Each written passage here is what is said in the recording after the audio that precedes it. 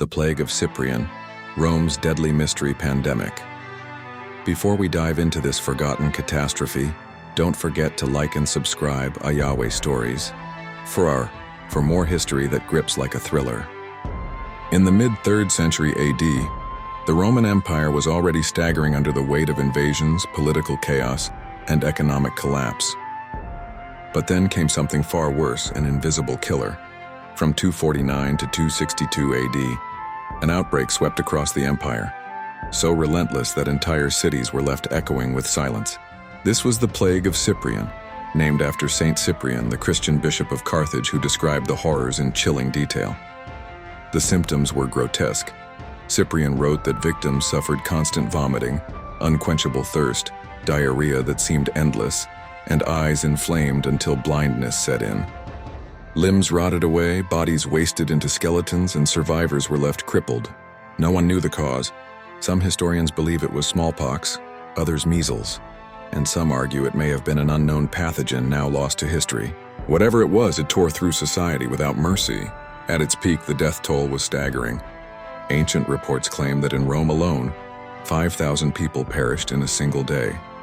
The disease spared no class.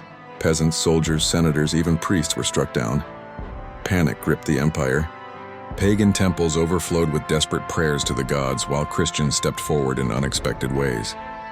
Instead of fleeing, many Christians cared for the sick and buried the dead, winning admiration and drawing new converts. For some, this plague was not only a curse, it was proof of faith. But the wider empire reeled. With soldiers dying in droves, Rome's frontiers weakened, inviting barbarian invasions. Food shortages mounted as farmers abandoned their fields. The already crumbling economy spiraled into deeper ruin. Some Romans even believed the gods had abandoned them entirely.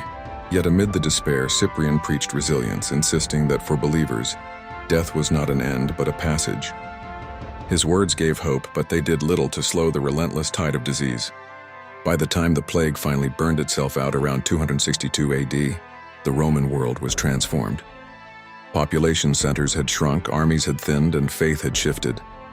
Many historians argue this pandemic accelerated the decline of traditional Roman religion and helped pave the way for Christianity's rise. It was not just a medical crisis, it was a turning point in world history. A plague that left streets piled with corpses changed the balance of faith and marked the empire forever. The Plague of Cyprian remains one of the deadliest mysteries of the ancient world. And remember, history's darkest days often carry lessons we can't ignore. Like and subscribe to Yahweh Stories, War 44, for more stories the world should never forget.